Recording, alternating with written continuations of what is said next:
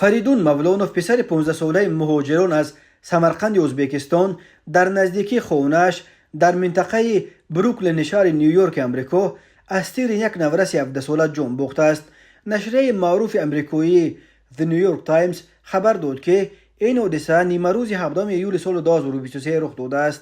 بنا به اطلاع پلیس 2 ساعت پیش از تیرپرانی بین دو گروه خوانندگان مکتب مناقشه رخ داده است و آنها توافق کردند که برای حل مسئله بعد درس در کوچه واخورند.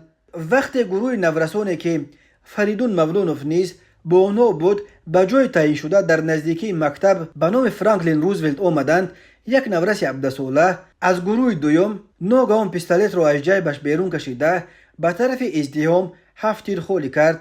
یکی از این تیرها به فریدون مولونوف رسید. او را در حالت وزنین به بیمارخانه نزدیکترین بردند، ولی فریدون همین طور به هوش نآمده روز سه‌شنبه 18 ایول جان داده است. فردوس مولونوف پدر فریدون به The New York Times گفته است که اونها 12 سال پیش از سمرقند ازبکستان به آمریکا کوچیده بودند. فردوس مولونوف در بروکلین سرتراشی میکرد و پسر جوان مرگش فریدون بعد درس به او کمک میرساند. فریدون همچنین مشق گشتین جدو هم میکرده است. فردوس مولونوف گفت خبر کشته شدن پسرش را توسط تلفن از جای نشونید.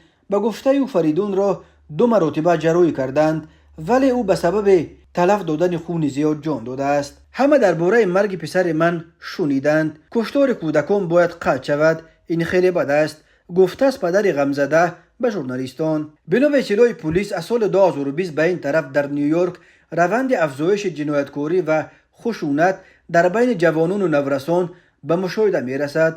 روز 4 ایول یک نورس 15 ساله کشته و 2 دختر خردسال 5 و 12 ساله جراحت برداشته بودند. در عموم تا ماه ایول سال جاری از تیر سلاح 62 نابالغ تا سن 18 کشته یا زخمی شدند. در امریکا ده ها هزار زادگان ازبکستان کار و زندگی میکنند. یک قسم زیادی آنها تاجکای زاده سمرقند که اساساً در نیویورک و اطراف آن مقیم شدند.